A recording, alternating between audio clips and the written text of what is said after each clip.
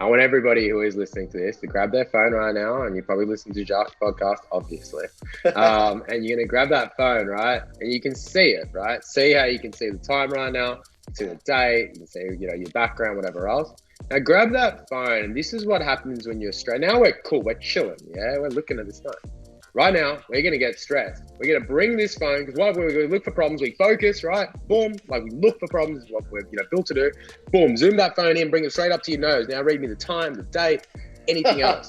Guess what? It's all a fucking blur. Yeah. You can't see shit, all right? Now take that phone back just a moment. Stress is dropping down. And guess what? You can see the time, you can see the date, you can see the phone, the whole phone and past the phone. And I guess with that example is like when we are stressed, blood actually leaves prefrontal cortex, goes to the hindbrain, and it actually makes us run like, animals and instincts, right? So if we're trying to if we're getting all muddled up of all the things that we can't control and getting so, frustrated by it, we've just shifted our state. And guess what? We can't see shit. You can choose this, you can choose this. No one's telling you what you can't choose.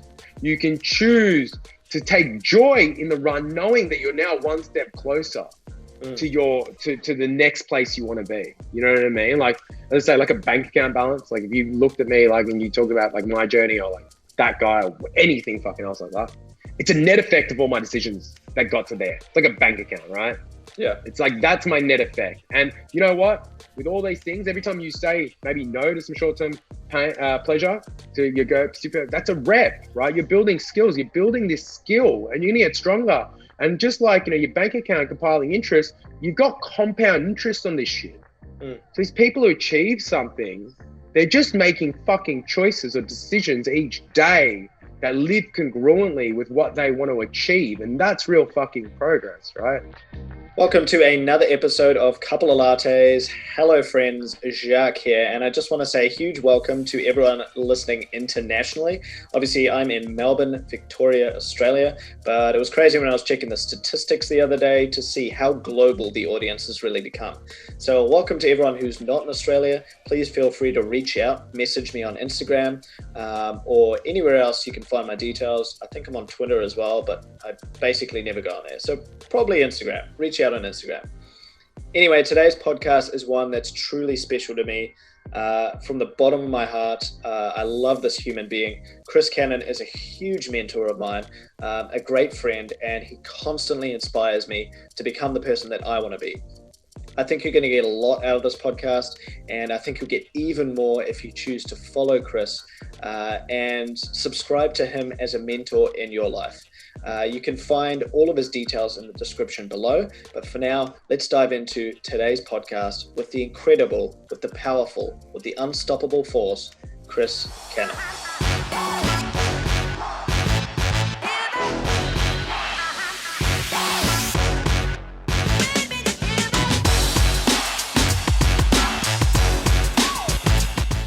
I get a similar kind of answer from most people who are first-time parents. It's like that limiting belief that you have before you have a kid where it's like, fuck, I can't do this. Like there's a whole nother human in my life. Like it's going to reduce every other area. Yeah. And then when you have a kid, it actually just enhances every other area of your life because you're more motivated because there's another human that's relying on you. And like you said, with the whole presence, thing, like now that you're seeing all these beautiful moments, and seeing them just float away into the past, you're like, holy shit, like I really need to be here for this. So that's so powerful, right? Definitely, man, definitely. No, it gives you another spark. Like, don't get me wrong, there is definitely tough times, but oh fuck, they're so worth it. Like, with everything, like it's really, I surprised myself. It surprised me, I'd say, not surprised myself, it surprised me. Like, I can't believe how much it actually gives. Like, even like we'll go to bed and Beck will be like in bed, she's pulling up videos of Sierra and that. And it's just like, wow. Like, you know what I mean? Like, it's really cool. It's really cool. The voice you're hearing there is Chris's voice. Chris is the founder of Life Hub and an ambassador to Lululemon here in Australia. I want to share a story really briefly. After years of feeling disconnected from his body and thoughts, Chris found himself overweight, unhappy in his own skin, and in what he calls a prison of his own making. After a tragic chain of events, Chris suffered PTSD and severe anxiety while being medicated. What started as a personal journey to lose weight, 40 kgs mind you, and conquer his mental battles. Out of the ashes rose the phoenix, Chris's health and wellness mecca, Life Hub.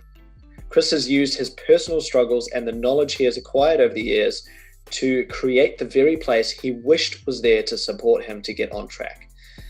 Chris is a truly inspirational human being, and I hope you get as much as possible out of today's podcast. I'm so happy for you, bro. Hey, I was kind of gonna just warm up into it and chat a little bit beforehand, but I feel like the conversation's already flowing quite naturally. It tends to always flow really naturally with you, anyway, Chris. So if you're happy, bro, like I've already started recording, we can just flow straight into a discussion. Yeah, whatever goes, right, bro. Let's roll. Cool, bro. Well, I'm gonna start by praising the shit out of you. You've already heard this before. I've already told you many times how important you are as a mentor to me in my life, even though I don't think you knew for a really long time. I kind of refer to it as like a shadow mentor almost. Like I looked up to you a lot when I was in a really rough place. And for anyone who's listened way back when I first started podcasting, just as a form of release and of I guess medication for the depression I was kind of in. I just wanted to have conversations and figure out what was going wrong with me. You're actually the first person I sat down with, because a mutual friend of ours, Jessie, so big shout out to Jessie. I 100% know she'll be listening. Jessie. Maximally. But she introduced us and I was like, man, like, who is this dude? Like, he's so sorted. Like, his life seems so in check. He's so in tune with what he wants to do. And whether you were that person at the time or not, I saw you as that person. And I was just like, fuck. And like, this was the conversation I had with myself. I was like, bro, you need to get your shit sorted. Because like, if there's people out there like this, it's like the whole Goggins thing, right? If there's people out there like Chris Cannon and like Goggins, like, man, you got to step your game up. So like, I just really want to acknowledge you for that first, Chris. You've already heard this from me before, but I think it's important for listeners to get a bit of context, how much of an influence you were in my life. So thank you. That's truly humbling, man. Thank you.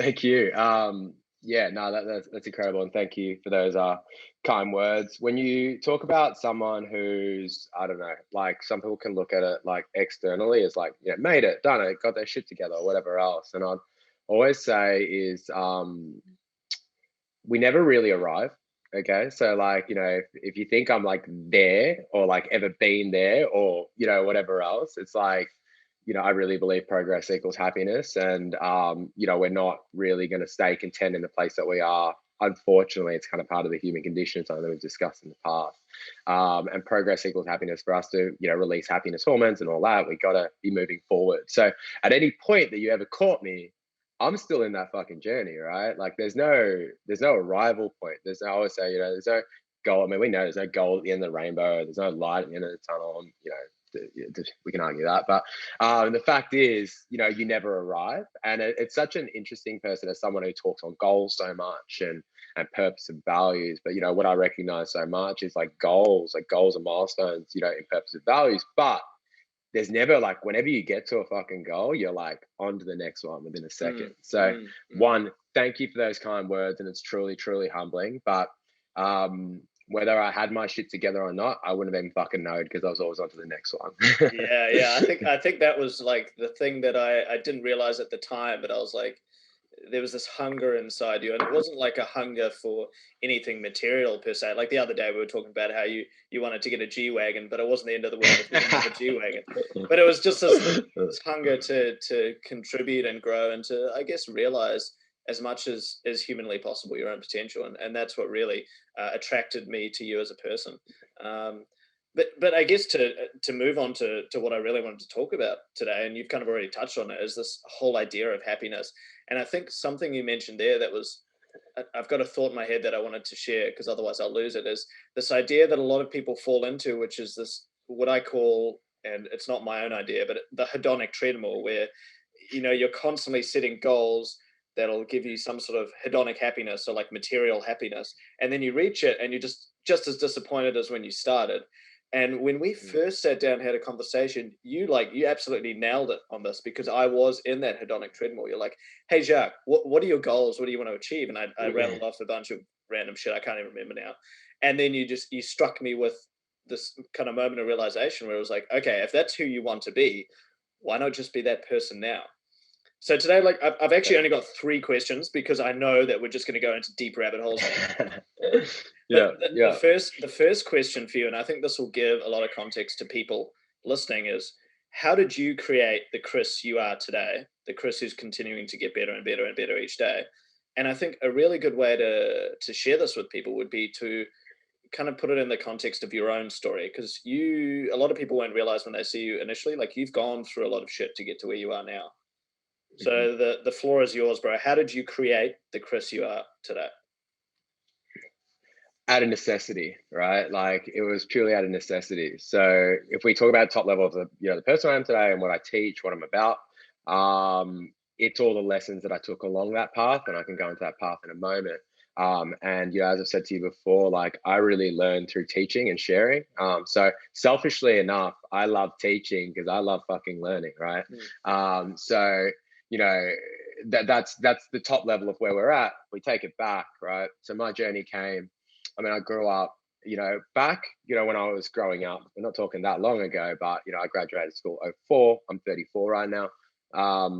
And prior to that, growing up, being like mixed race, multicultural, blah, blah, blah. And I went to a very Anglo school, so a very white Australian school, which I was privileged to go to, and I really did enjoy. So I'm not going to say it's like, oh my God, it was so tough. But I was different. So whether that was, externally people looking at me, or more internally, how I saw them, I felt different. And as a kid, all you want to do is fit in. But I felt different, and I just didn't feel the same, or as a kid, didn't feel good enough. To compound that, I actually used to have really bad teeth because I was so insecure. I was like, I'm not getting braces, so that wouldn't happen. So you had some horrible teeth. I had really bad skin, and I was 40 kilos overweight. So that essentially, I guess I was just eating my emotion.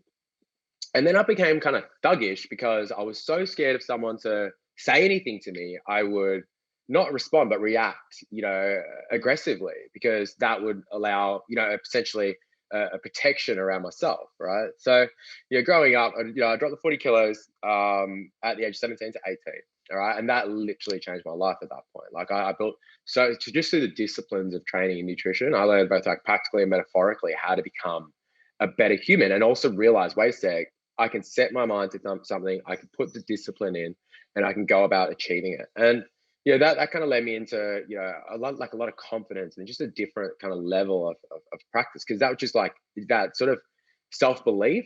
I was like, yo, I can do this, and I can do anything now. And it was at that really strange time, like we're talking, 03 and 04 and 03 is like when like hip hop was getting bigger. So I guess people were getting more aware of like being multicultural, like not just being the person that you see on your screen is just a white person. You know what I mean? So it kind of gave me, like, I guess, more freedom to like just express, you know what I mean, in different ways, and more confidence behind that, because that wasn't just like only one type of person up there on the pedestal. There was like different people that I could emulate, you know what I mean? And I used to, watch music film clips and stuff and watch them 3 minutes at a time, and you live vicariously through them because they were like these 3 minutes of like this perfection, in my eyes, right? Then I kind of went through and I had very young, I had like 18, 19, I had fashion labels, and I kind of grew them. I guess I always had a hustle, and probably the belief of the fat loss journey and all that, and that self-belief took into my ability to kind of go, all right, cool, I'm gonna start a fashion label. Got no idea what to do there. Literally, within a month, it was like distributed around Victoria, then not long after, distributed around Australia. And I had no idea about fashion. I was doing a business degree, but principles. And I just walked into a manufacturer one day and go, hey, cool, can I make I'm going to start a t-shirt label, blah, blah, blah. I'm like, yeah, cool. What's, do you have a patent? I'm like, what's a patent?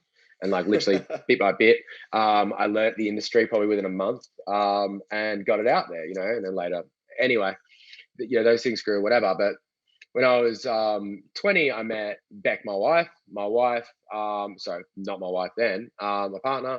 And not long after, she lost her sister to suicide. And when she lost to suicide, there was a chain of really kind of horrible events that I wouldn't wish upon anybody. But it actually left me in the end with PTSD, like post-traumatic stress disorder, severe anxiety that was almost kind of debilitating in some respect. And I guess over time, like I ended up medicated, so I was on like SSRIs and Zoloft. And over time, like a sort of psych and all that. And but I was also reading a lot and learning and developing myself. And when I was saying psych, what I disagreed with at the time, maybe it was a bad psychologist at that time, was I'm trying to look forward now. Like my problem with the picture is that I'm like looking everywhere, right? Like I'm fucking like looking to the future. I'm thinking of every possible, negative outcome, and I'm kind of experiencing that mentally. And psychologist was like going one addressing that, but then then looking back into my childhood, right? And we could say I was cross-wired, whatever else, but I was like, this is what I'm experiencing. And it's like, why is this? Why is this? Why is this? Was the question. And subconsciously, you always ask yourself, why this? Why this? Like, why all these bad things or whatever? Subconsciously, you're always going to provide an answer. You're like, why am I this? But why am I this? But what I started to learn, as a psychologist, I was like, I started looking into like cognitive behavioral therapy. Cognitive behavioral therapy then led into neuro-linguistic programming. I'm like, no, I'm going to start learning this shit myself, and really start to like do the work, learn it, and build this around myself. And it started, instead of going, why this? It was like, well, what do I want instead? What do I want to move towards? What do I really want? You know what I mean? Instead of like looking at all the negative outcomes, or, I say, if you're on first thing you learn when you ride a motorbike, don't look at the fucking ground. Look at the fucking ground, you end up on the fucking ground. If you want to ride a fucking motorbike, you want to go somewhere, look where you want to go. So it didn't make sense as the way psychology was working, where it was like, look down, look away, look back. I'm like, no, look fucking forward. That's where I want to go. So when I say forward, and then that became like what I started to recognize is like, that was my values. That was the things that were really important to me. So I was like, all right, cool. Move towards values. Values, to me, like I say, like purpose and articulation of values, and then goals are the milestones in that direction. So we say, who's this motherfucker, and how did he come? He came about out of necessity and from lessons. And as I said, selfishly enough, I love to teach because I love to learn. So I guess that's a snapshot. I probably went pretty deep in some little bits that hopefully I did. I've jotted down a couple of things that I wanted to dig deeper on there, Chris. First of all, thank you so much for sharing. Like, it's powerful to just be able to share stories, and I think that kind of triggers something in a lot of people's minds that, okay, if more and more people are confident sharing, their failings and their past and their suffering, then maybe I can do it too. So thank you for sharing that. There was a couple of things I noted down. That the first one, I guess, was around necessity. Do you think that like people need to go through some sort of deep suffering in order to, I guess, grow and become the person they want to be? Or do you think that need or that necessity can be created artificially through, I guess, through your own visualization or your own processes, your own goals, your own values, etc.? That's a really great question. There's two probably sides to that. I'm going to give it more, practically, also more metaphorically speaking, when it comes to training. And when it comes to training, if you want to get stronger, you're going to need a stressor. You need to adapt to the stressor. So that's a stimulus, a stressor. And then you've got a response, which is now a new strength, right? So generally, you're going to need a stimulus to create a response to have a new strength. All right. So generally, where maybe like I would believe, generally you're going to have to do repetitions of mother of all skills. You're going to have to do reps in some sort of pain point to overcome it, to achieve, I guess, more pleasure or more strength or whatever else. So that's just kind of like, I'll leave that there. And when it comes to, do they need to artificially put in, or could they, or can they fabricate it? I would say no, because I do think you can move towards something regardless of like pain, but it's being really clear of, what's important to you. So that way I say, sort of the difference between motivation and procrastination. Motivation is you see more pleasure in taking the action, or, overcoming the short-term pain to see that compelling future compelling future, right? And procrastination is you see more pain in taking action at that moment than the pleasure on the other side. Or, you're scared, this pain may not lead to that pleasure. So when I think of, for someone to have that intrinsic, say, motivation and stuff, I think they're going to be really in line with what that compelling future looks like. When I say, what motivated me to act, there was more pain in staying the same than the pain in taking action. Right. Gotcha. So Gotcha. I was like, and that's what I think for other people, they've got to recognize whether they've been through hardship or not. I mean, everybody's going through hardship, right? Like that's like, everybody can contextually say like, my shit's fucking worse or whatever. But I don't think that's the reality. I think everybody's got a kind of level of suffering, as part of, even, biologically how we, we're built to survive through injections of cortisol that brings our attention to a potential prey or alarm now or notification or whatever else, that's just part of us, right? So, I think though it's about having that pleasure on the other side of it, knowing what that looks like for you, whether that's created out of necessity with so much pain coming in, or whether that's created out of a fantastic fucking state. I also say, like, you don't, if you really want to do like amazing things, you can't just be in that stressor either. You know what I mean? Because stress like makes you dumber. Like,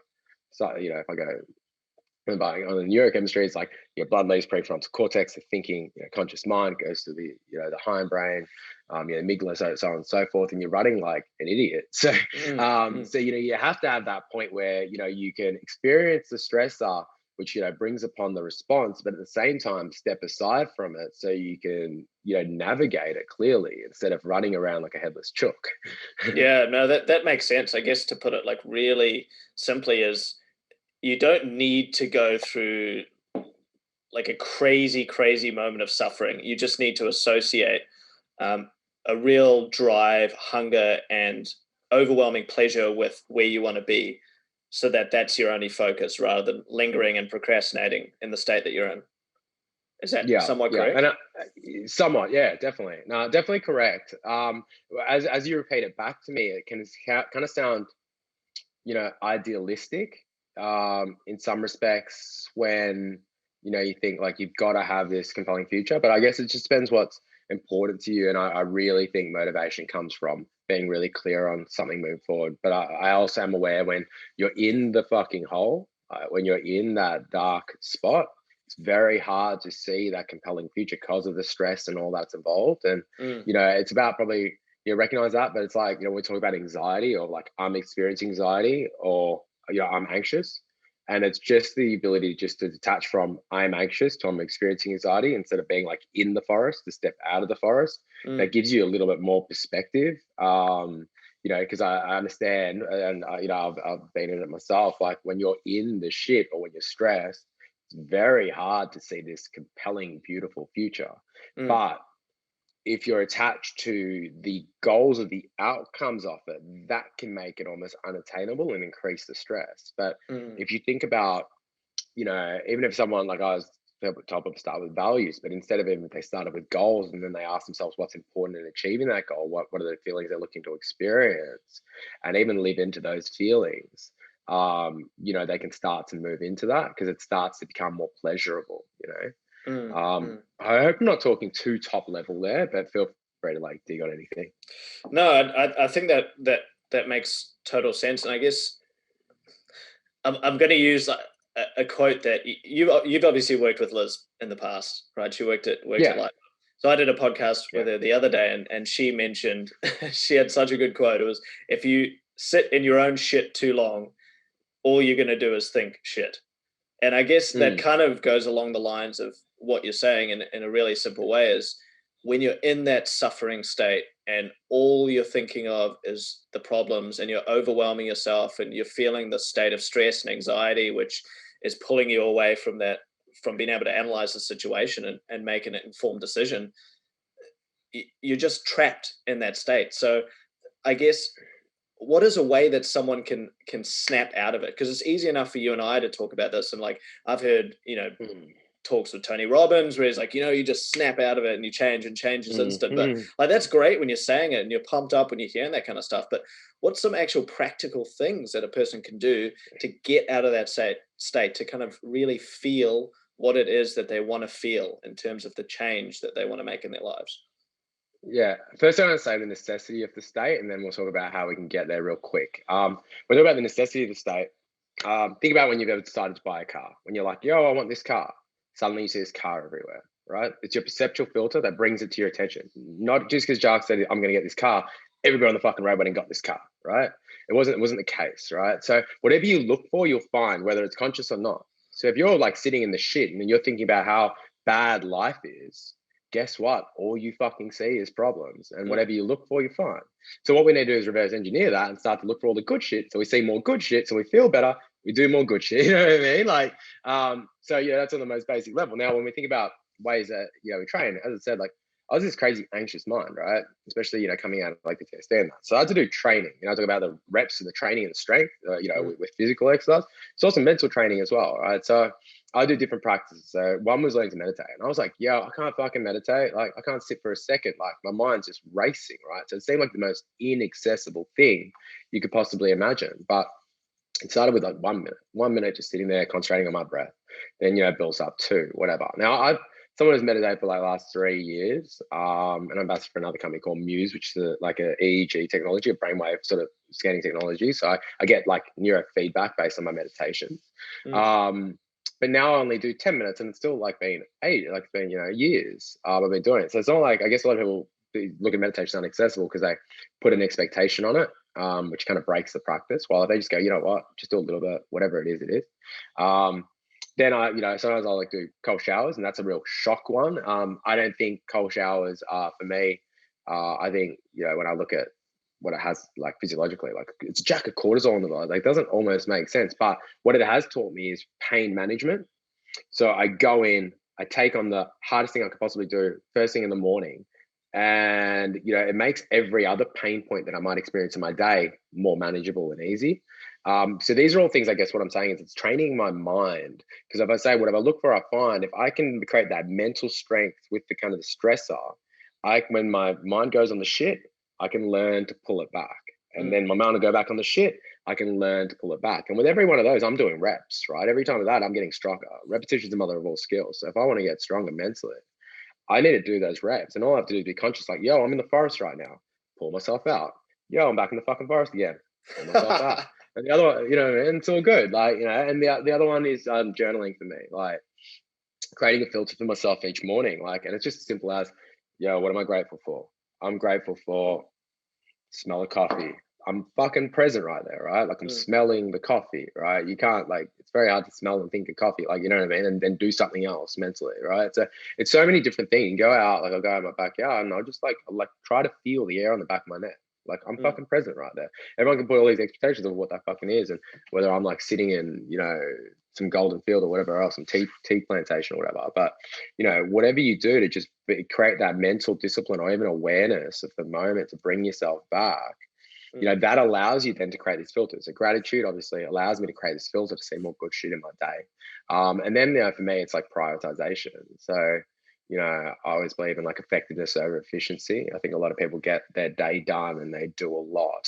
But if they ask themselves at the end of the day what they did, that would have an impact maybe on their future and whatever else. A lot of people wouldn't have that much to say. And it's because part of my journaling practice, I'd go, what am I grateful for? And I actually asked myself a really quite a kind of difficult question: is what task, if not done today, would have the greatest negative? So I know that's like a different frame, but what task, if not done today, would have the greatest negative impact on my future? Because that makes me ruthlessly prioritize. I think all these practices, along with training and like the mental stuff and journaling and so on and so forth, are things that allow me to not sit in the shit for as long. Because I could say, hey, cool, like this year, I mean, I've obviously got my studio. We're planning to open 2 more studios. This year has been pretty costly. You know what I mean? Yeah, I feel like I've navigated it. I'm like, to be honest, and I haven't sound like branding, I'm just fucking proud. I'm fucking proud because I'm like, all the practices, all the things I talk about were fucking tested, right? Like it was tested. Like all these outcomes, goals are all like, and what do you do now? You know what I mean? I was like, well, these are my values. This is what we do. This is what we're going to live into as a brand. This is how we're going to deliver that. Letting go of all the possible outcomes, attachments, and the things that we can't control. And I can focus, right? That's the biggest thing. Focus on what I need to move towards to help fulfill my values and help release these kind of happiness chemicals again, instead of sitting like in the shit, you know what I mean? So I don't think it's bad to sit in the shit, but I think as Liz said, it's like, don't sit in it too fucking long, you know what I mean? Like, and it's okay to like mourn it, because as I said, like if you're stressed and you're in that spot, it's very hard to see this, future and shit. But like sometimes we might be attached to the future so much that we're just thinking about the outcomes that are maybe beyond our control, and that's further exacerbating this negative state, when instead we need to focus on like the feelings that we're looking to pursue and just take the little actions and little steps that allow us to move into it.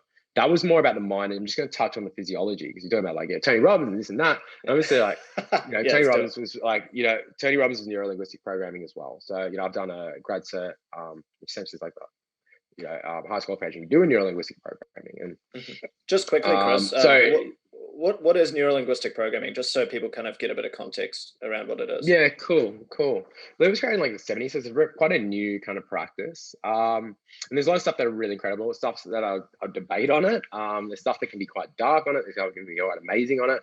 But essentially, it's like, it starts with perception, so how you see the world, all right? Then how that, obviously your response, affects your emotion or your state. So that way you can kind of move forward and get better results. And often it's about like maybe emulating, people that you might admire, so on and so forth, and recognizing, what are the patterns that they, do physiologically or mentally that allow them to achieve like a state of greatness or sense of greatness, right? So that's the most basic thing. So neuro is obviously, neuro is your brain. Linguistic is a language, so it's essentially the voice that you tell yourself. And programming is obviously reworking that, or programming it, So essentially, it's reprogramming the brain or how you think with the words and the dialogue you tell yourself. Yeah, I guess think of it really as just mental maps. So how do you, if I can't see as well right now, I can see better now. If these glasses were blue, like blue frames, I would see the world in blue. And we all have mental maps of the world, whether we think it or not. And that's generally growing through the ages of like often 0 to 7 and early teenage years. So I'm printing years when we're creating like neural pathways in the way which we think. And everybody has a different perception. Like you can like a color, I can not like a color. We're looking at the same fucking color, but it's our own, programming from our environment, our teachers, and so on and so forth that makes us look at it slightly differently. You know what I mean? So I'm just going to touch on that one quickly. I'm going to come back. We're going to turn you into that, but I want to just quickly go because you go, what things can you do? The other one is, so we talked about focus. So I've talked about all the trainings of my focus. So for me, it's generally mindfulness, meditation, stuff like that, journaling. Another like hardwire on that is, cold showers and things like shock, because that brings pain in and allows me to kind of move forward based on that. So it kills procrastination. The other side is physiology.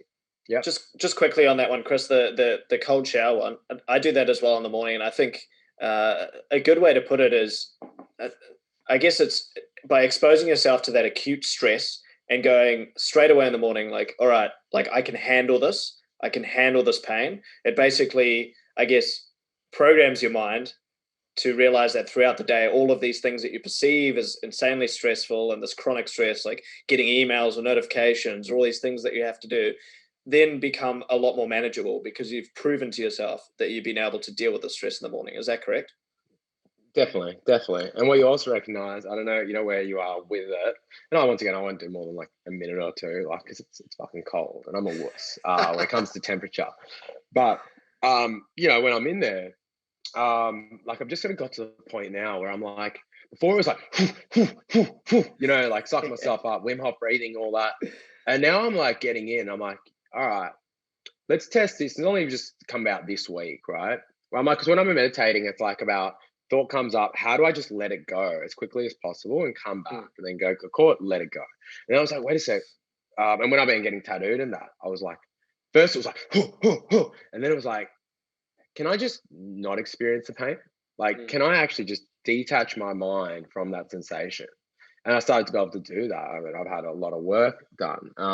And then I started doing that in the shower like this week. And I was like, wait a sec, the pain is a choice. I can focus on the pain or I can let it go. And that was like a really interesting like learning for myself, because whatever you focus on, you see, right? If I'm focusing mentally on the pain of the fucking moment, instead of just learning to let it go, like I'm like taking that now as like this like learning that I'll take to anything else, everything is a choice, you know what I mean? I can choose to focus on the pain of it, or I can actually just let it go and focus on, what am I moving towards, whatever else. So the other bit I just want to quickly touch on is the physiology, because I think people really underestimate their physiology and how that might shape their neurochemistry and things like that, how they actually think and act. And give you an example. There's Amy Cuddy. She did a TED talk, and she's like got her shoulders curved over. She talks about the posture of like shoulders curled over, more like fetal position, whatever else, and someone in like say a power position, whatever like that. And don't quote me because I didn't expect to go there, but it was like it was like a 20 to 30-ish% increase in like 2 minutes between position to position. And yeah, with saliva test. It was a 2-minute, in just over 2 minutes, sorry, there was an increase of 20-25% odd in testosterone in the person, and like a 30-odd% decrease in cortisol. Right? Is that regardless of gender? Regardless of gender. Gotcha. Yeah. And testosterone, people can vilify it, promote it, whatever else. But it's one of the things that like helps us, motivates us to act and assert power, or do things, get things done, whatever. And both males and females have it. So it's just in what capacity. So we're talking about a percentage increase of what they were, right? But when we look at that, we're talking about 2 minutes of a postural position of this to this, same person, same test, same thing. Like they went in and had to go like do a fake job interview with actors pretty much, and they wanted to see how they respond. And obviously the people who had the high testosterone, lower cortisol also performed a lot better as well, because they had a lot more confidence and a lot more assertiveness and a lot less stress, which was making them dumber. So, when we recognize that, just our posture over 2 minutes can start to shape just, our chemistry. It's starting about taking power of that. So it's like, get your shoulders back. People who don't train and don't do pulling stuff and all that, their shoulders start to curve over. That's actually further increasing their cortisol every damn day, right? Testosterone levels are decreasing. They're depowering themselves every day. And everybody's now just like fucking, here, like that. Yeah. And then, everything's coming forward. But your physiology starts to meet like your biochemistry. The thing is that then you start to feel more stressed. You got more cortisol and all that because you've got more cortisol in your body. Guess what? That starts to further exacerbate your posture. So kind of this cycle, whether it be posturally. And then, so that's a posture alone, right? Then we think about like the breath and all that. So, I love breath work and work with like, a breath work coach like Nathan, who I've started posting stuff obviously on Life Up and that.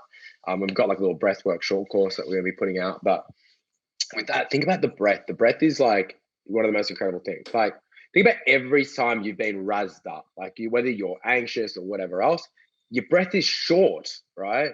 The minute you can take attention to it, one, you brought your mind to your physiology, but you take attention to it and you slow down your breath. Slowing down your breath, what happens to your heart? It slows down.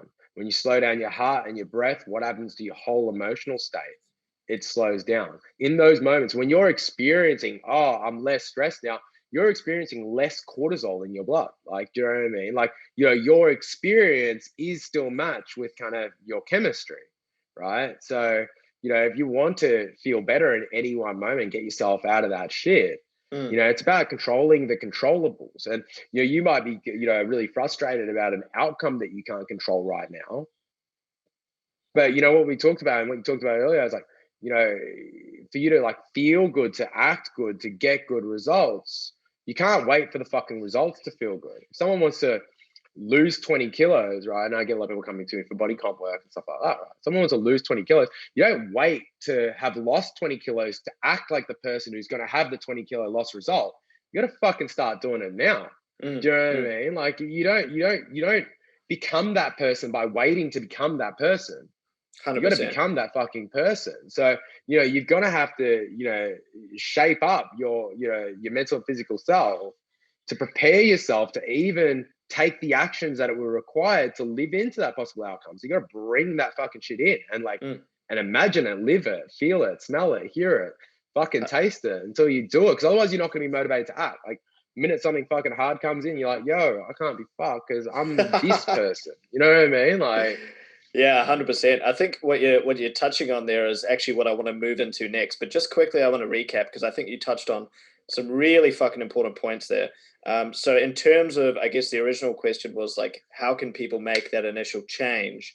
And what I got from that is, I've kind of categorized a lot of this into one thing, filling your cup.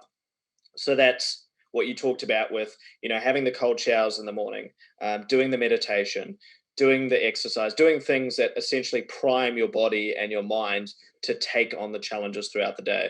The other one was thoughts equaling energy. So what I meant by that when I wrote it down is this idea that you mentioned before, if you're thinking negatively, guess what? Like you said, your outcomes are going to be negative because thoughts are energy, and that energy kind of dictates how we approach each day. So if you're thinking positively, then guess what? Your results are going to be positive. It makes acting complete positive, sense. Yeah, it makes total sense. And the other one there, which is like super important and actually completely possible for every single person to do right now, is change your physiology. So that's your breathing, slowing down. You know, if you're stressing out right now, listen to this podcast and you're like, holy shit, this is so much to take in. Just breathe, bro. Just breathe. And then the other one was shoulders back. Like, I think those are such exceptionally good tips. So thanks for sharing those, bro. I think a lot of people will get, if anything, people will take that out of this podcast. Plus whatever else we talk about. And like, just recognize how control, like at the moment, like we're in this crazy time, right? And there's a studio and a gym and like that, obviously been impacted, right? But I've got to figure out what I can actually control, what I can let go of, because, I can choose to suffer or I can choose to let go of certain things, and then move into others and then control my fucking state. Because I know if I'm thinking about all this shit, all the bad shit, it's going to affect my state. It's going to affect my physiology. It's going to affect how I feel. It's going to affect. So what's another word for feeling? Another word for feeling. Thinking.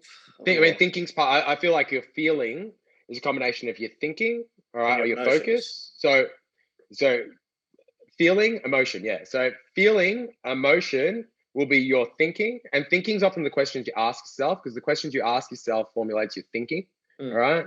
So, I would say the quality of your life is the quality of questions you ask yourself. So you're thinking like this, ask yourself, like, why the fuck am I doing this? Blah, blah, blah. And all these why questions, once again, reaffirm you with all this positive, they say negative shit generally, right? So it's like, more, what do I want? What do I want instead? What am I going to move towards? Blah, blah, blah, blah, blah. Thinking, right? And the other part of this, this feeling fucking thing, right, is our physiology. So these two things, this is a neuro-linguistic program thing, this physiology and our focus are going to shape this feeling, right? This feeling is, what we are, our being, right? And that's another word for feeling, emotion.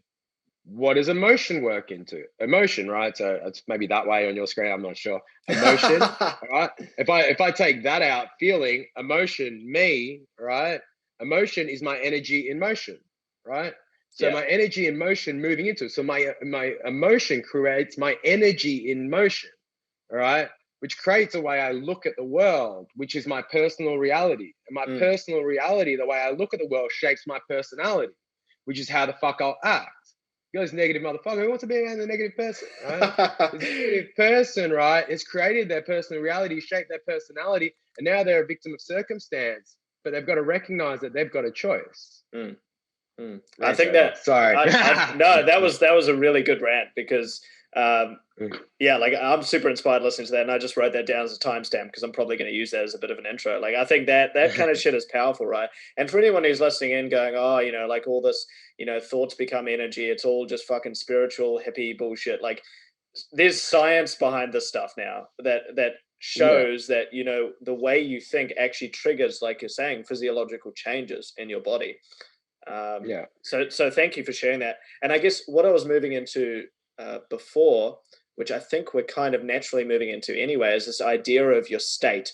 So you've talked about it a few times already in the podcast, but what does it mean to change your state? And I guess how can a person apply that usefully to their life? Like, if I change my state, what's going to happen? And what is changing my state? Yeah, changing your state's changing your emotion, changing how you feel consciously. You know what I mean? And the thing is, though, it's really, first thing comes with awareness, going, yo, I'm in a shit state. I feel like shit. All right, so what are you going to do about it? You know what I mean? Like, so, the question is, all right, well, what do I want? And that might be really hard because you're in this stress fucking state, and that's cool. And it's like, well, what else can I do? All right, once again, maybe you go shock yourself. Like, if I'm hungover, go jump in the cold bay and you're woke, yeah? Like, you're up, right? Like, so, you know what I mean? Like, I could have the pain sitting in that hangover. I get up and shock myself out. Now that hangover seems like nothing, right? Like, I'm doing reps, yeah? So, it's just fun. Firstly, recognize, like, well done if you realize you're in the shit, all right? Because most people can go through going, I'm anxious, not realizing that they're experiencing anxiety, right? So when you're in the shit, you need to change your state.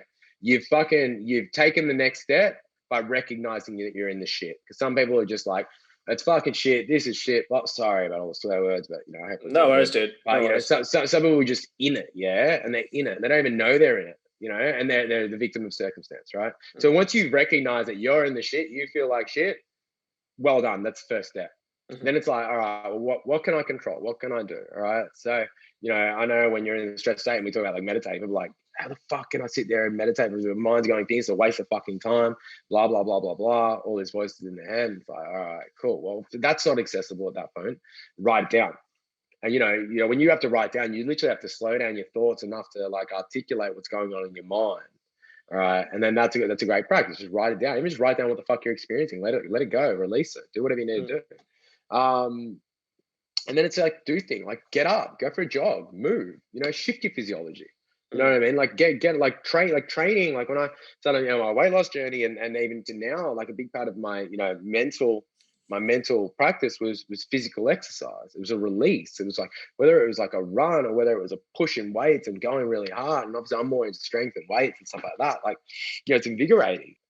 It's it's the things that we control is just that shift in like our physiology, our focus to create that state in any which way. And once again, don't think it's unattainable and inaccessible. I created this out of necessity. I've created these lessons out of necessity, and anybody can, because if I can fucking do it, anybody can fucking do it. But it's just about recognize it, then think about control the controllables and what you do with yourself at that moment. Sometimes it's not, that doesn't mean beat yourself up by trying to go and just do more. Focus on yourself first. When you get on a plane and they say about the kid and the parents, like put the oxygen mask on yourself before you put it on the kid. Because if you don't look after yourself first, you can't look after anybody else. And so we'll get in this state because they have this expectation of themselves of what they should be, should do, should have, blah, blah, blah, blah, blah. And it's like, that's all about everybody fucking else. Focus on how you feel right now. Let that kind of build better outcomes, better results, better futures, and so on and so forth. Yeah, I think there was some really good stuff you touched on there, bro. The two things that really stood out for me was this idea of control. And I think to an extent, this idea of trying to control the uncontrollable has been accelerated since the rise of social media, because there's just so much flooding people's minds, and just because of this negativity bias we all have, right, which you talked about at the start, where we're naturally programmed to look for problems. And you see 1 billion people plus all at once lining up their problems in a row on Facebook or on Twitter, which Twitter's crazy, man. That place is unbelievably a madhouse. I've never been on it, but yeah. Oh, bro, I went on it briefly and I was like, no, I'm out. Like, no way. It's literally a social experiment to see this kind of negativity bias playing out. But anyway, like what you're saying there is like, so many people are focused on trying to control the uncontrollable. And when you're trying to control the uncontrollable and you can't control it, then guess what? Your life is just going to continue to feel uncontrollable. So what you're saying there is so powerful, to just focus on what you can control. And like you said, if you're feeling in a really shit state, write it down, like acknowledge the problem, and then maybe write down like, okay, what can I do right now to make myself just that 1% better? Okay, I'll go for a jog. Yeah. I'll go walk in nature. I'll put my phone down for an hour. Control what you can control. And then the other one you touched on was this idea of self-care. And I think a lot of people have this idea that self-care is a selfish thing, but it's actually not at all. It's more selfless than if you don't take care of yourself, because if you don't take care of yourself, then you have nothing to give. But if you take care of yourself, then you have so much more to give. Is that kind of in the right line? Yeah, that's beautifully said, man. That's beautifully said. And I want to expand on it with is when you're in that stressful state, I'll give you like kind of 2 little examples. All right. I get people to do this. All right, grab your phone, yeah? You got your phone there? Got it. I want everybody who is listening to this to grab their phone right now, and you probably listen to Jacques' podcast, obviously. And you're gonna grab that phone, right? And you can see it, right? See how you can see the time right now, see the date, you can see your background, whatever else. Now grab that phone, and this is what happens when you're stressed. Now we're cool, we're chilling, yeah, we're looking at this phone. Right now, we're gonna get stressed. We're gonna bring this phone, because what we're gonna look for problems, we focus, right? Boom, like we look for problems, what we're built to do. Boom, zoom that phone in, bring it straight up to your nose. Now read me the time, the date, anything else. Guess what? It's all a fucking blur. Yeah. You can't see shit. All right. Now take that phone back just a moment. Stress is dropping down. And guess what? You can see the time, you can see the date, you can see the phone, the whole phone and past the phone. And I guess with that example is like when we are stressed, blood actually leaves prefrontal cortex, goes to the hindbrain, and it actually makes us run like, animals and instincts, right? So if we're trying to if we're getting all muddled up of all the things that we can't control and getting so, frustrated by it, we've just shifted our state. And guess what? We can't see shit. We can't act out of that place. So self-care is not selfish. It's going to allow you to feel better, act better, and get better results, right? You need it's a precursor to change, you know. So if we come back in and we got that phone there, the other part is, think about a day that you've thought about a problem all fucking day. You're like, boom, why this, why blah blah blah. You're sitting there and you're playing this problem through in your head, all right? Then you're like, oh, fuck, I'm done. Grab a shower and pop, answer, right? Like, just comes out of nowhere. You're like, oh fuck, why didn't I think of that before, right? Or like suddenly new perspective, right? It's because you're in a state. The whole day you're in an emotional fucking funk, right? So you're here with your problem. Working harder at the problem at that point is not going to fix it. What you recognize when you get here, it wasn't the problem that was the issue, it was your state.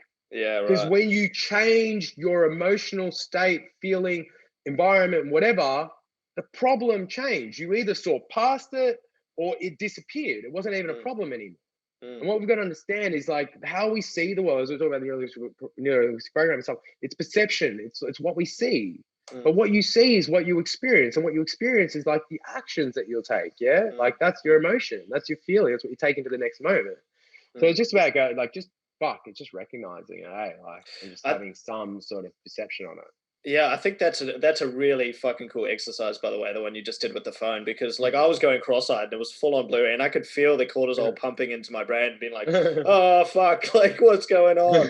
And that's such a good example because, and then you tied it in with the whole shower thing. And I totally agree. Like some of my best ideas come when I'm either going for a run or I'm having a shower, because I'm not thinking, or when I'm in like, I don't know if you know this about me, but I used to do quite a lot of extreme sports. I used to do a lot of whitewater kayaking. I used to climb mountains by myself, you know, get myself in situations where I was literally on the edge. You know, there's 1,000-foot drop below me this side, 1,000-foot this side.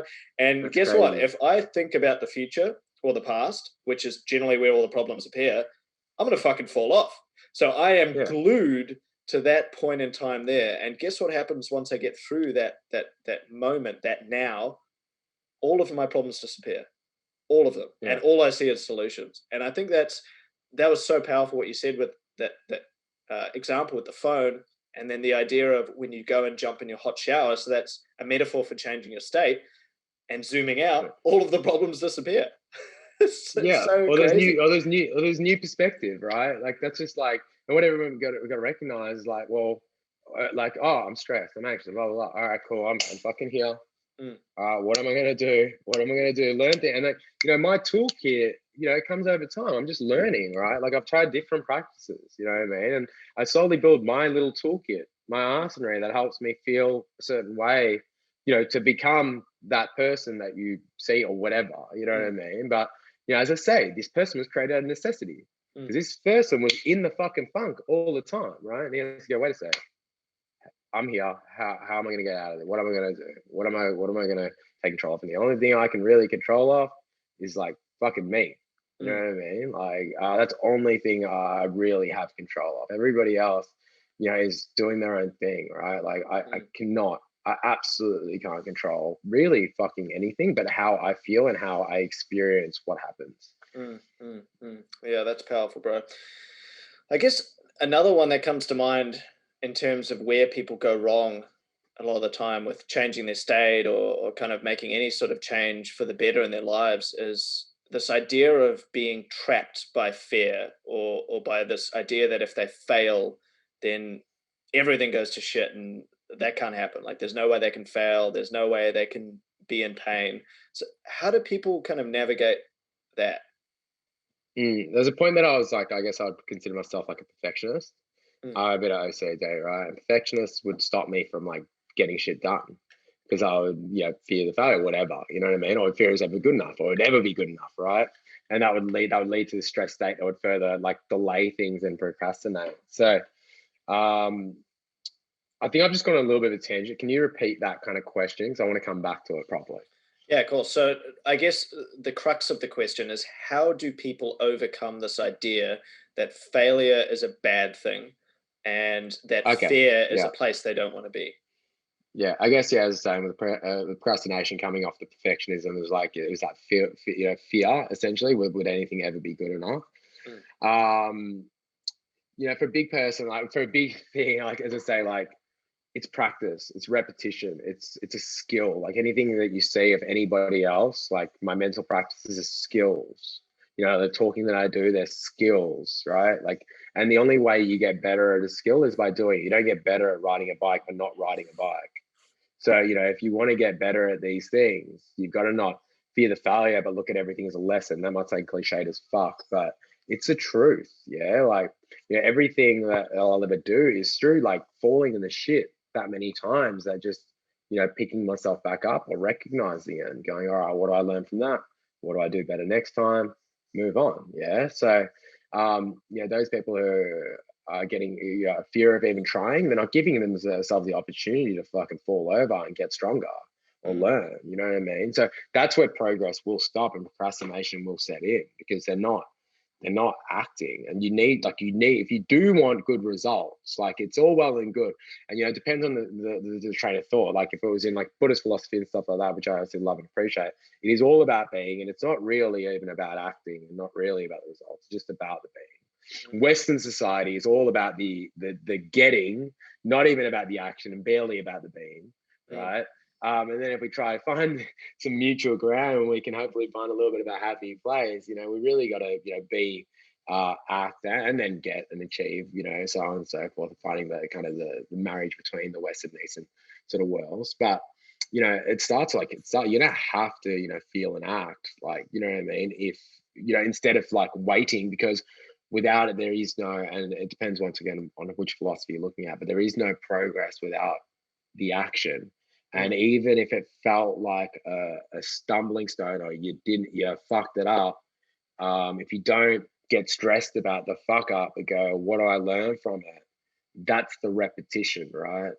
That's the rep. And, you know, I always say it's about mental and physical reps, everything, like the stress, as I talked about at the very start, stressor response. Something like you want to get bigger biceps, guess what? You got to tear them a little bit. You got to break them down so you can rebuild them stronger. All right. And the same thing is mentally. Like if you want to achieve anything, you're going to have to get to the point where you almost can't do it anymore. And then you're going to have to fall the fuck over. And then you have to get the fuck up and you're going to be a little bit better for it. You know what I mean? 100%. Sorry about all the F-bombs, okay, bro? Like, dude, 100%. This is a swearing is okay podcast. I put the explicit sticker on, so if anyone gets their kids listening to it, then the explicit sticker's there. So yeah. Yeah, I guess for someone who's sitting there who's going, okay, well, this is awesome, but they're still super, super fearful of just having that first initial failure. Like they're so stuck and wrapped up in this little cotton wool ball that they're in. I guess what you're saying there, you could perceive it this way: practice failure. So start really, really small and like actually go out and with the intention of practicing failure. Would you say that's a good method to get used to it? I like the idea of that. But I guess I would never go out with the intention to fail. But I guess what I would say is try not to fear it, because at the point that you hit that failure, but I mean, you only fail when you stop, right? You only fail when you give up. So I think going for failure, maybe it's just the word, maybe we're talking about semantics here. But you know, what I would go is, you know, strive for progress and you know, once again, cliche, progress starts at the end of your comfort zone, blah, blah, blah. But if we use that example of training, or we use that example of like, say, meditation, oh, I'm in this, that coming back is the rep, right? Me getting caught in a problem or getting caught in a thought, coming back to it is the rep. And the same thing is, you know, in this practice, like, you know, the trips and falls are going to provide you the lessons that are going to allow you to make, you know, the next step. You know what I mean? Like, but you know, failure to me is like it's actually giving up. Like that's when you actually fail. So I don't think you need to fear failure, as long as you're willing to keep getting back the fuck up. Because every time you get up, you've learned something. You're a little bit, you know, smarter, wiser, and hopefully you don't do it again, or hopefully you at least do it a little more gloriously next time. Yeah, I think thinking about it now, yeah, I agree with you. It's not a good idea to conceptualize it that way, to practice failure. I guess the way I would reword it, and let me know what you think of this, is to practice beating your expectations. So the other day I went for like a 12K run, and I got to the ending point and I was like, nah, you can do better than this. So I did another lap around the park, and then I did press ups to the max, just to prove to myself that, okay, you can keep getting up even when you think you're at your limit. Could that be a way that people could push their boundaries? I'm gonna be a little bit. I'm just gonna go a little bit on that. The word expectations for me now. I'm just gonna say my points on it. My expectations, I believe, are actually the cause of all unhappiness. Gotcha. I think progress equals happiness. I think expectations are like if you think about social media, it's comparing to somebody else, and the expectations of what you should be on yourself. That's what's hurting you right now, right? And expectations of yourself of like, I should be able to do this. I should be able to think. So I wouldn't say like beating my expectations, but I would say, yeah, challenging yourself to become better, definitely, Gotcha. and yeah, like it's just that's once again, that's more semantics, but I just think, like, I always think of expectations as a dangerous one for people. Like, I think it's the expectations that get people in the funk, you know what I mean? I think it's expectations that really impact their emotion, how they feel, and then their ability to act and respond. So I would be cautious of that one, but as you said, challenging yourself, to become better by pushing just a little bit, past that comfort zone. Yeah, that's where all the good shit is, you know what I mean? Yeah. And it probably hurt and stings, and you might have a little bit of soreness or whatever else, but not that we chase like DOMs or muscle soreness, but just be proud of yourself. Yeah. Like, like go, all right, cool. I pushed that. I think sometimes I'm running around now as like a 34-year-old, and I went for a quick run before this talk. When I'm running and it's getting freaking hard, I have to mentally go to myself, all right, just dig in a little bit. Like, if I really want to become better, dig fucking in. You know what I mean? Like, dig in and go through. I know that for me to push my fitness, push my strength, push my mental ability, I'm going to have to push into that discomfort just a little bit. So I'm just making that like a little bit better. You know what I mean? Like, what you did when you did the extra run and the extra push-ups, okay, your expectations of yourself are like that. But I'd say it's like, I wouldn't even focus on the expectations. It's not like, sometimes if you come in and then you're like, I have to do this, that's an expectation on yourself. And then that can really kind of fuck with you a little bit. You know what I mean? But I do think, this is good. definitely. This is good. Like, Yeah, I'm learning a lot around this topic as well. So this is great. Keep schooling me, bro. I'm all about it. In regards to that one, I guess it kind of leads on to this idea of that you and I have talked about before, and you've kind of briefly touched on so far, is this idea of associating pleasure and pain with certain things. And for anyone listening right now and going, well, like, pushing myself out of my comfort zone is painful, it kind of comes back to how you associate it, right, in terms of pleasure and pain. So could you maybe explain that a little bit more, and maybe as well in the context of like instant gratification, which we see a lot of today, versus this delayed gratification? Let's say I'm going to use an example once again of someone that comes to me to help them lose weight or change their body composition. Obviously, this can be used metaphorically into pretty much anything else. Like, just insert the words. But when we think about someone who wants to like lose weight, they've got this pleasure in the future. It's this compelling future. They go, I want to be this, right? So I want to like look like this. I want to have abs, whatever it was, right? And then like that's the what, and then we can figure out the plan and the how. And then we go, why the intent? And they'll be like, I want to feel like, eventually they'll just go, I just want to fit in my jeans, blah, blah. And like, I want to feel confident. I want to feel strong. I want to feel empowered. I feel like I own my shit. And that's like all the real intensive feelings and blah, blah, blah. And then we, bring that back, to, how they've got to act in each day, right? And they're going to have to make choices in each day. They're going to have to say essentially no to things like certain foods, certain things, and that's going to bring pain. It's going to be painful in saying no to all these things, right? But there's this pleasurable state that they want to get to, this pleasurable place, right? And for them to get to there is going to be the net effect of all their actions, essentially, right? So they really want to get to here, but they're going to have to go through these pain points of saying no to something, delaying pleasure, like gratification of eating something, or staying in bed, delaying pleasure, going through pain of getting the fuck out of bed to their alarm, to get up to train before work. There's going to be these pain points all the way. But if we know the outcome that we're going to get to, and it's on the other side of all these pain points, the quicker we can bring them in and go out to them, the quicker we get to this pleasure point. All right. Now, if we delay all these things along the way, like, oh, I'll do it tomorrow. I'll eat this. It won't hurt me. Blah, blah, blah. I'll do that. Blah, blah. We're having all this short-term pleasure, but we're actually delaying the pleasure that we're going to get, which is more long-term, meaningful, and this higher state of being that we're looking to achieve and live into, right? We're actually now going for this short-term pleasure or short-term gratification, but we're living in the pain of staying the same. Like, gotcha. So what we've got to recognize is like, what do we want? What is the pleasure that we're looking on the other side of all these pain points? These are the consequences. This is the cost. Often someone goes, I want to get to this like leanness or whatever. There's a cost of getting lean. You're going to have to pay the piper. These are all the things you got to do to get to that. If you want to achieve a certain amount, if you want to achieve a bank account balance, guess what? You're going to have to save fucking money, which means you're going to say no to the online shopping and all that shit. That's pain, yeah?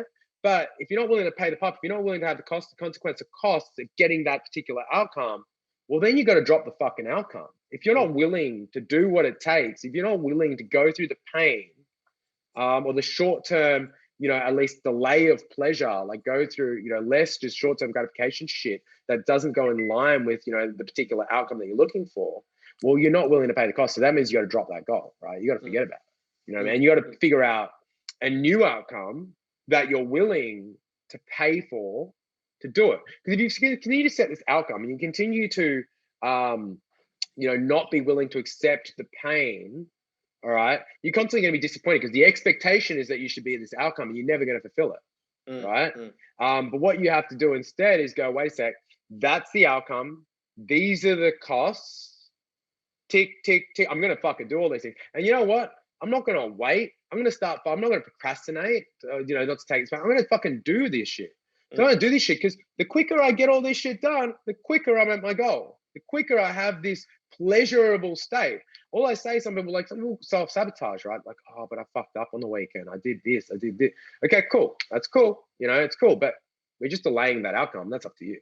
You know what I mean? You're delaying the shit that, by going for the short-term, gratification, you're delaying this possible future. You know what I mean? And like, what you need to do in that moment when you've got this choice, all right, eat the fucking chocolate bar or get up and go for a jog, pain, pleasure, right?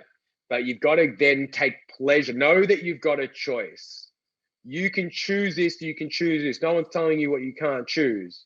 You can choose to take joy in the run, knowing that you're now one step closer to the next place you want to be. You know what I mean? Like, let's say like a bank account balance. Like if you looked at me, like, and you talk about like my journey or like that guy or anything fucking else like that, it's a net effect of all my decisions that got to there. It's like a bank account, right? Yeah. It's like, that's my net effect. And you know what?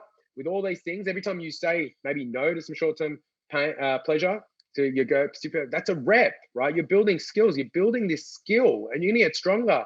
And just like, your bank account compiling interest, you've got compound interest on this shit. So these people who achieve something, they're just making fucking choices or decisions each day that live congruently with what they want to achieve. And that's real fucking progress, right? Like it's like they're making choices and they're setting goals, as I say, milestones in the direction of their values, and they understand who the fuck they are. And it just starts with that, right? It starts to go, well, what the fuck do I really fucking want? And what am I willing to do to achieve it? Powerful, bro. Powerful. I feel that. The energy is coming through Zoom. Yeah,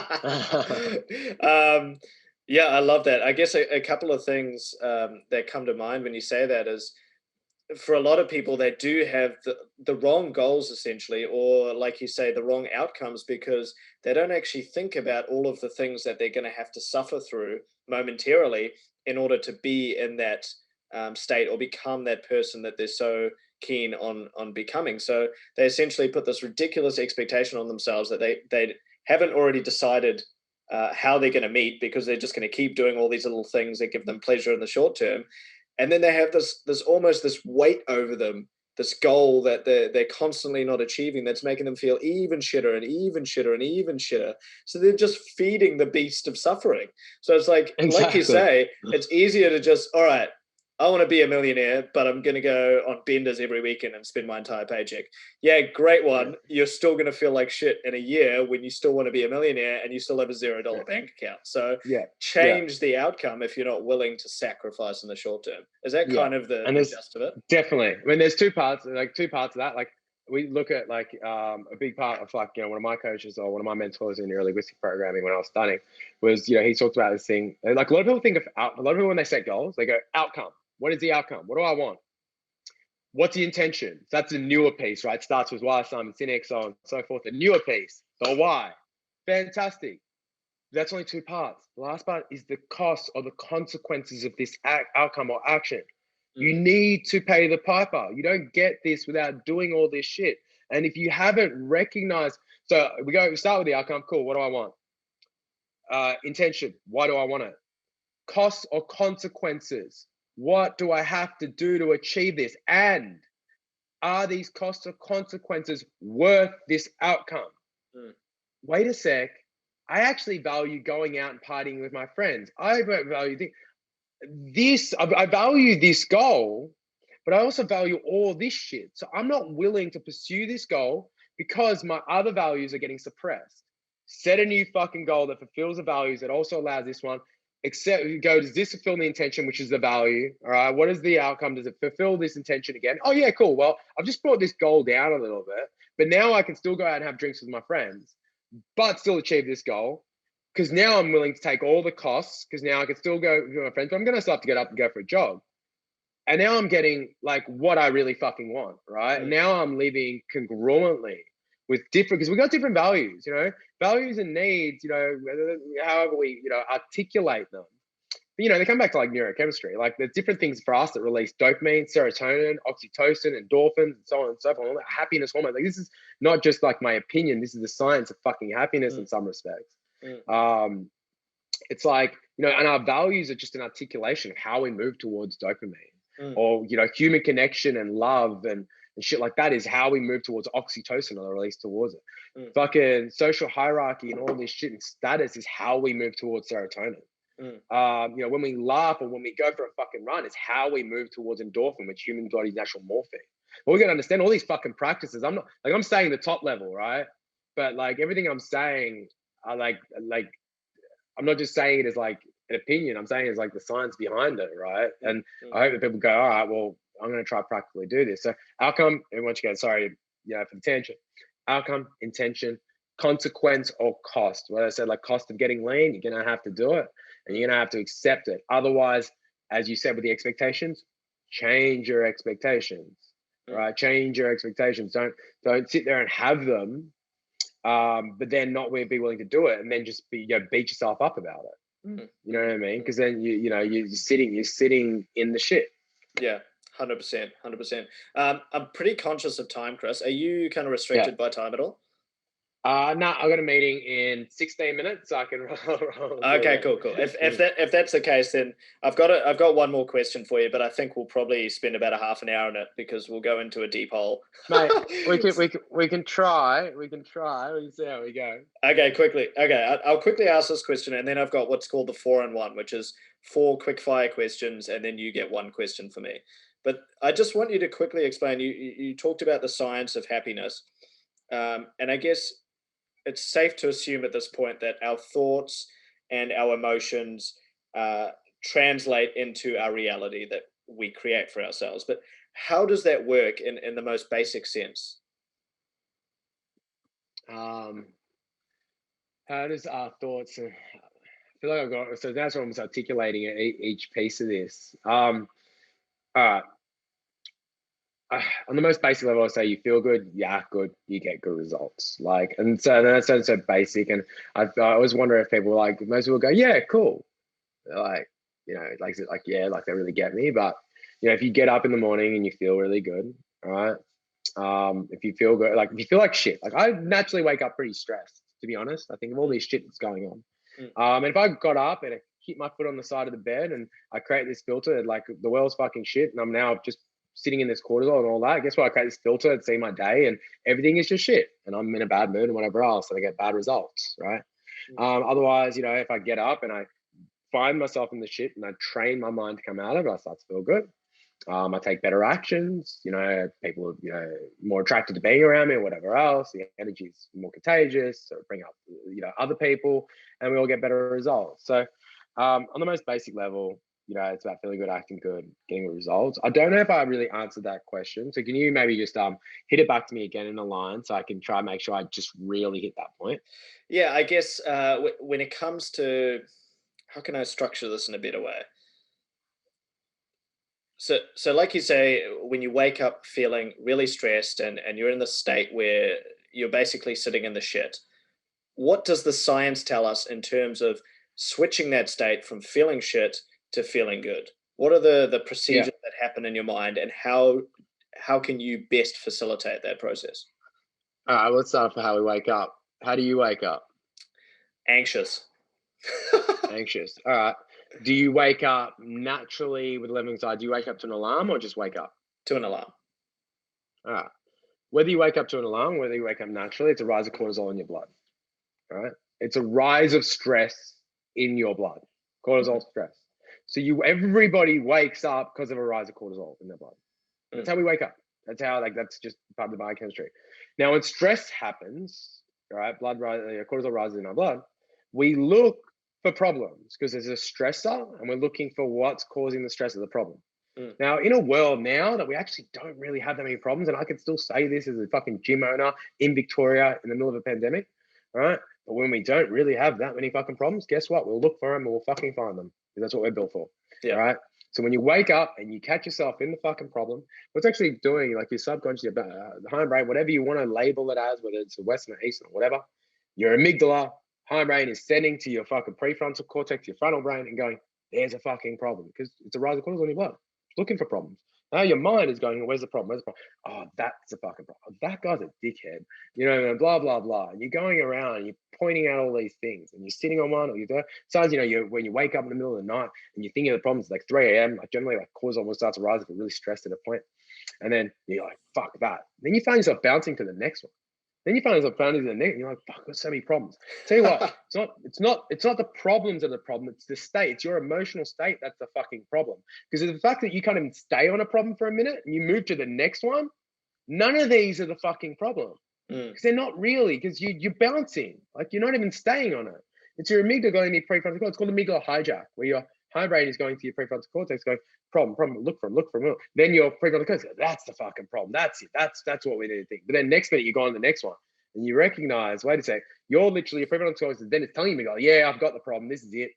Then it's going, yeah, no, there's problems wrong. It's sending it back and it's setting this cycle where you're constantly just sitting in these problems. So we're talking about really practically, it's a get up. As I said, like for me, like it was about meditating. Meditating was an inaccessible thing in the world, but I built it into a practice. Sure. Go like if I'm really jacked up, right? Like feel really stressed, I would say you need to move that physical energy then. Go for a fucking run, like do something, move, train, lift something, push something, get up and do fucking 20 burpees. And, I might say, oh, that will, increase the cortisol. Yeah, but it's going to move that energy at least. You know what I mean? It's going to move that energy and create, then as soon as you finish, you're going to be fucking breathing deep and you've shifted your physiology. If you're like really in the funk, you got to do whatever you can to pull yourself out of it. You know what I mean? Like, just do what you can. Like that was on the most basic level. I guess I went into the science, but both just practically. It's just we wake up every day to a rise of cortisol, and what we do next, will impact how we feel and act the rest of the day in some respects. Yeah, I think that's super good to hear all that and kind of understanding that amygdala hijack process. And at the most basic level, it's kind of what we talked about before. Just fill your cup, do things that bring you energy at the start of the day, that switch you out of that state and get your focus away from that kind of negative problem finding mode. And you're going to have a much better day where you're not falling into that cycle of problem to problem to problem to problem to problem to problem. And that can come in the form of meditation, exercise, cold showers, journaling. So thanks for that. It's just about creating your own toolkit, right? Like about creating your own toolkit and just practicing and seeing and understand that even fucking those things up nicely is a repetition, like is learning, and is like it's developing that skill. Like, I surprise myself that I even meditate, and I don't meditate for long, but it's a practice, like it's every time you even fuck that up is an opportunity, like just even in that practice, you hit the threshold, you caught in a thought, and then you catch it and come back. Even if you can't come back, even if you just the effort of trying, like you're getting better. So it's like no expectations around that. It's just about like finding your practices. As I said, like if I'm in a pretty chill state, sometimes I'm like in a chill state and I'm like, I don't want to cold shots, I don't want to jack myself on cortisol, and I feel no necessity for it. Right. Then if I'm like really good, I'm like, all right, well, let's just try and meditate. Let's just try still that mind. Right. Sometimes I'm really razzed up and I'll either like cold shower or go, I'm going for a jog. Because I know that even if I meditate, I'm going to just beat myself up in it. Yeah, You know right. what I mean? Because my amygdala is just too going. Yeah, right? Yeah. So I guess what I'm also saying is a lot of people try to be prescriptive in this shit. And I know with me as my business at Life Hub, whether it's a nutrition plan, whether it's training, whatever, we are not prescriptive. We're a set of systems and tools, you know what I mean, that you can use. Like with a man with a hammer, everything looks like a nail. Don't be that man. You know what I mean? Understand that you're gonna have to create your own toolkit, and it can be, you can copy, ideas of me, not copy because I fucking took it from somewhere else, right? But you get ideas and just try something. No expectations of what it's going to deliver, but just try it. And don't just try it for like a minute. Keep fucking trying it because you'll get better at it until you fuck it up a few times or a few hundred or thousand times. You know what I mean? But just, just persistence. Yeah. Awesome. Cool. I think we'll leave the bulk of it there, Chris, and I'll just quickly ask you the 4-in-1. So quick fire 4 questions for you, and then you get 1 for me. And then we'll wrap up with where people can find you on Instagram and your website. And then I'll let you go to your meeting. Thanks once again for sitting down with me for an hour and a half nearly. It's awesome. Okay, so pleasure, man. Pleasure. Quick fire questions for you. 2 books that have changed your life. 7 Daily Habits of Highly Effective People. Definitely. Mm-hmm. And one more recently that I really like, which was The Magician's Way by William Whitecloud. That was more recent. Yeah, The Magician's Way. But 7 Daily Habits of Highly Effective People is the most influential book on me in my life. It was when I was in my hardest place, like just after Mel died and stuff. I was just suffering a lot. And it's so funny. That was a book about like effectiveness, and it was like almost business and mindset and stuff like that. But it was what I needed at the time to not think, like, control the controllables, think about what I could actually control in that outcome, and not think about the efficiency of trying to do a lot. It was about the effectiveness of just trying to do the right things, what I mean? Or the right things to me anyway. So it's highly effective people. It seems like not the book that you're doing when you're dealing in, like, when you're in the shit. But for me, it's a book I read 7 or 8 times, like, definitely. And I kind of use it now. I don't read the Bible. I'm not like Christian. Oh, I am Christian, but not Christian, whatever. I use it like how someone might use a Bible. Like, I'd almost open it like a psalm and like I'd read that. Like, just sometimes just open it up wherever the fuck I land, and I just read a bit. You know what I mean? Awesome. It's like this little. It's like a go-to guide on how to get shit done, while it being in line with what's important to you. Amazing. I'll make sure I link those in the description below for anyone who wants to get around them. And next one, the biggest thing that you've learned during this unprecedented time of COVID-19. Control the controllables. Let go of what you can't, and do work on what you can. You know what I mean? I could have been a victim of circumstance really easily, and don't get me wrong, I've had highs and lows through this period. But what do you actually have the power to control? And it tested me, like, even in my resolve in the industry. It's like, oh, do I just, I get paid decently to go just do talking gigs and stuff, and I'm like, do I just do that? Like, literally, you know what I mean? Like, literally, that's fucking scary when you spend, nearly 15 years building in an industry, and like last 6.5, 7 years building like a company that's obviously grown quite a lot. To actually go, wait a sec, can I even fight? Is this going to be it? Am I going to fight for this? And like, fuck, Dan can close me down at any time. There's like a lot of things start going through your head, and you're like, wait, what can I actually control? And it was about my crew, my team, which had been fucking incredible. Like, I couldn't speak highly, highly. My team, my wife, my support, like that's what really held the resolve.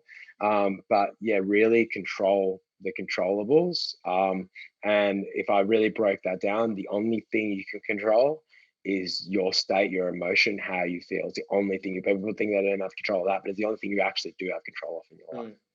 That's powerful, bro. Next one is the thing you're most grateful for today. Sierra's smile. Like I'm a cheese ball. I'm a cheese ball. And the smell of coffee. Yeah, two totally different things. And the last one for you, bro, and then you get one question for me. This one's a bit of a funny one. What would you do if you found a penguin in your freezer? Whoa.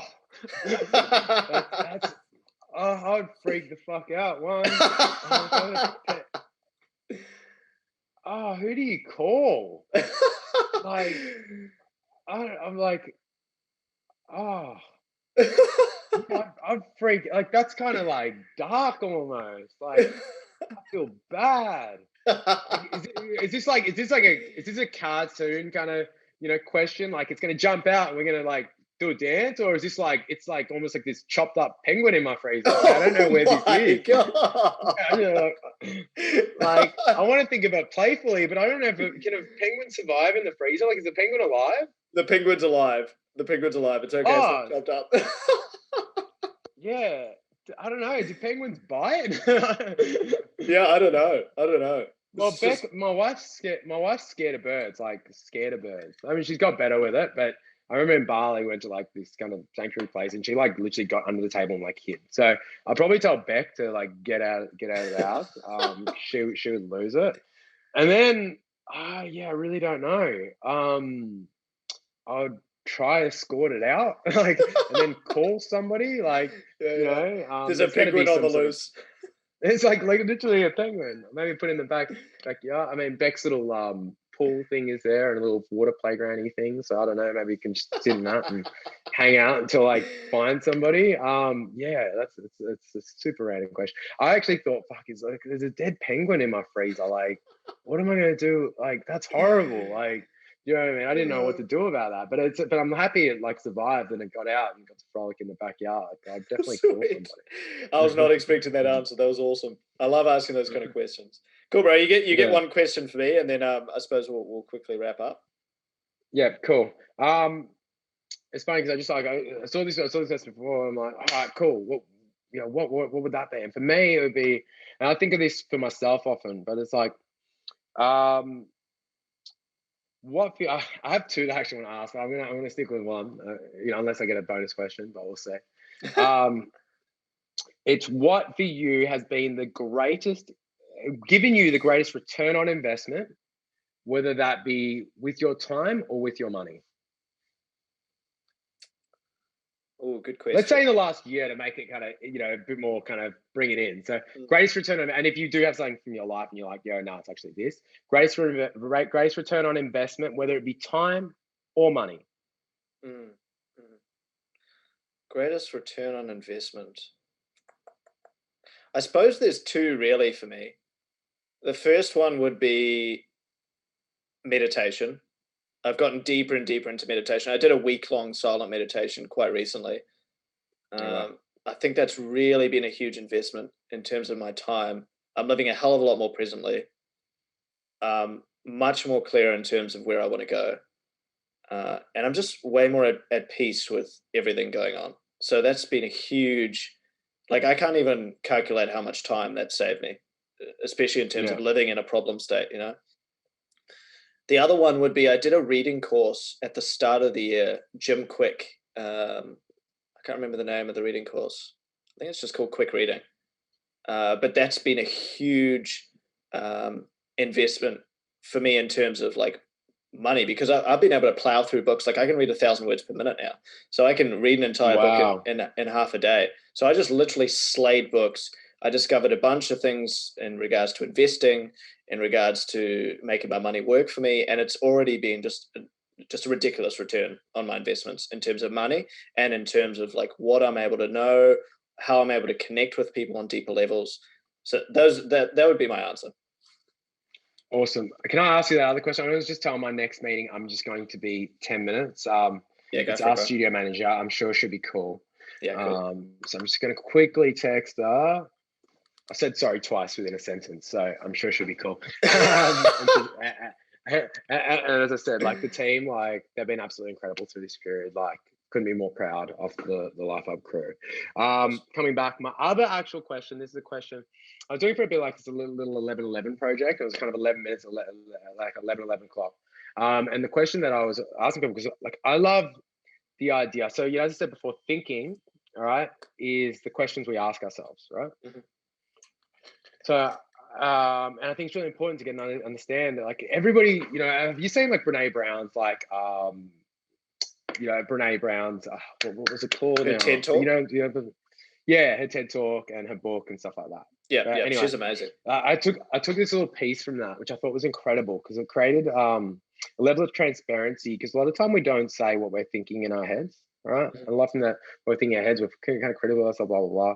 But often what we're thinking in our heads, like if we can communicate that and have the element of vulnerability, or like let that out, it's a releasing, and we allow to we can express it and we can communicate better and so on and so forth. So often when I'm talking to my staff, it'll be like, if I need to have like a hard conversation, I'm sitting there thinking something, I'll say, the voice in my head is saying this. So, correct me if I'm wrong, because this is the voice in my head.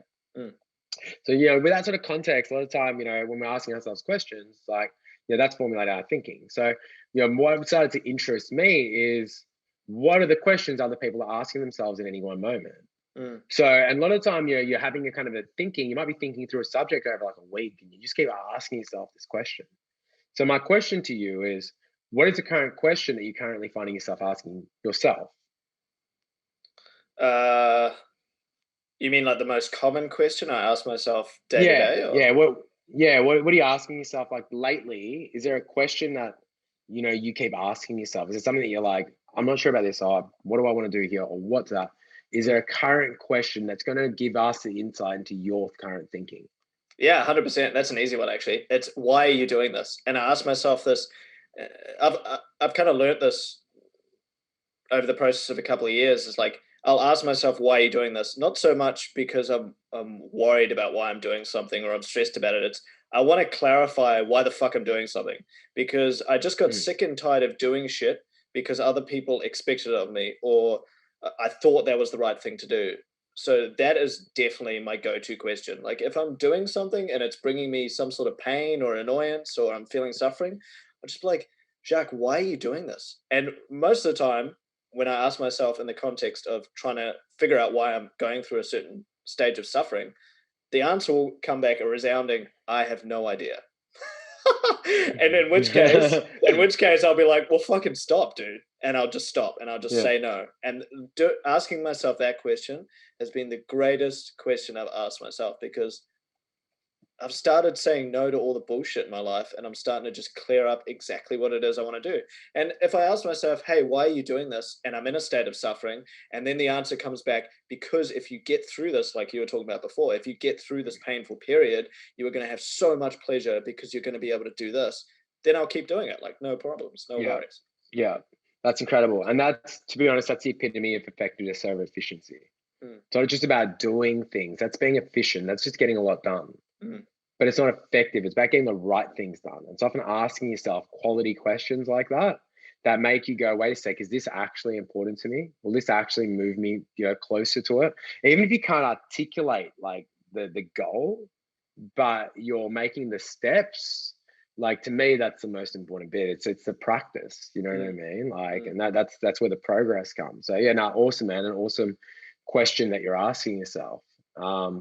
No, it's been fun, man. Thanks, bro. Cool. But before I let you go, can I just quickly get, for anyone listening right now who's blown away by everything that they've heard, which I'm sure a lot of people are, hopefully it's given people a lot of motivation to just, change their state and start taking some action in their own lives.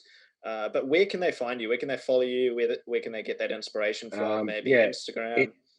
Instagram. So Instagram, it's at, this always sounds long, so it looks better on paper than it does when you say it. But Instagram, that at c.a.n.n.o.n, which is my surname. So just Canon with dots all the way through. All right, or at LifeHub AU, and that's Facebook, Insta, and so on. So LifeHub's really, like, I guess, where you come to work with us, hang out. and kind of implement a lot of these tools and systems. It's mainly like, training, nutrition, mindset sort of stuff. And then obviously me is my life, hanging out with Sierra, my wife, me talking shit, occasionally going on rants, and occasionally acting like a clown, but it's all part of life, right? They're positive rants though. They're positive rants, just to clear that up. There's a lot of negative rants, but the rants that Chris goes on are definitely overwhelmingly positive. So well, and just one thing I want to thank you on, like, I think you said some like really humbling words to me. I think every few months you send me like a really incredible voice message or something like that, and it's really, really humbling, and it really, those are things that really light me up and really kind of give me, like, fill my cup to continue to, have the output.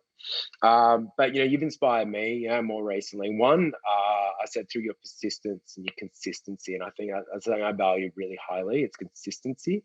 Because that's about being effective steps, congruent steps that makes real fucking progress. And when we think about anybody who gets anywhere, I know through proximity, if anyone I've worked with or been mentored by or whatever, there's nothing fucking special about them. They just do the work, and they're doing those reps every fucking day. And you're someone that's in that practice. So I really do appreciate you for that, and the steps that you're taking. And compound on that, you actually inspired me to finally decide to start writing this shit down and start writing a book. And by saying this out loud, it's really fucking solidifying my commitment to it, because now I've got to fucking do it, right? We can't just talk shit and not act, right? So, and I've accepted the cost of that and what I'm going to have to do to go about achieving it. And I think that really is in line, once again, to my values, my purpose, what I'm about as a business, as a person, and so on. So what I want is my contribution or legacy, when I'm in the dust. But I wanted to thank you for that, because when you see that in other people, and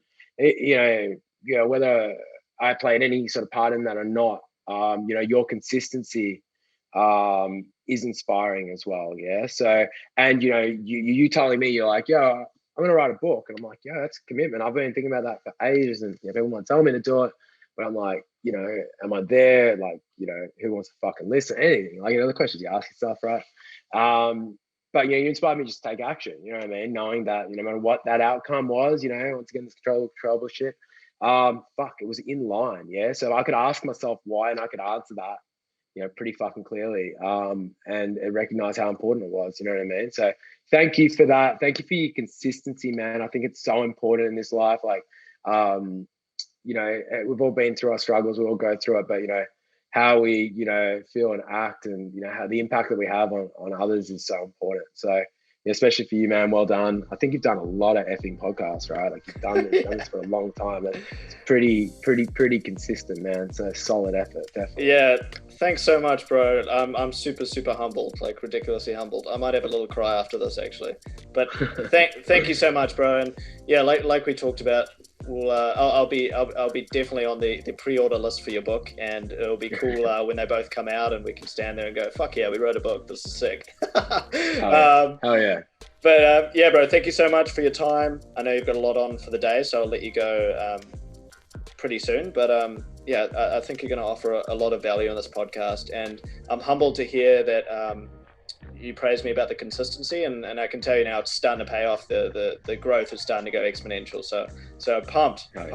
And keep at it. Oh yeah. And people, sorry, just a quick one on that. I just want to say, like with a big part, people always see the tip of the iceberg, but they don't see the whole fucking iceberg that lies below the water, right?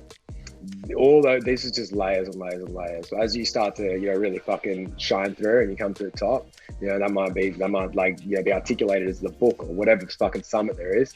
It's all work, right? And so much happens below the surface. All these things, all these moments, all these choices that you're making each day, that's the fucking layers. That's the foundation. That's the consistency. So, I mean, you're doing it right now. And I'm sure it'll continue to have compounded interest, so building on the next step to make something even more incredible. So each step really builds on the next, which creates something even greater again. So, well done. It's amazing to see you in the practice, bro. Thanks, bro. Thank you for having me, man. Thanks so much. I think we'll leave it at that. Have an amazing day, bro. Yep. Cheers, man. Peace. Hello again, friend. Thanks for listening to the entirety of that episode. I truly appreciate you tuning in. If you haven't already, please subscribe on whatever platform you're using. And if you're using Apple Podcasts, huge favor to ask you, can you please leave a 5-star rating, leave a comment, leave a review, and be sure to share this with anyone in your life that you think it'll impact positively. Each and every rating and review that we get on Apple Podcasts helps beat the algorithm and get the podcast out to more people. And I think these conversations are worth sharing. So thanks once again, and we'll see you in the next episode of Couple of Lattes.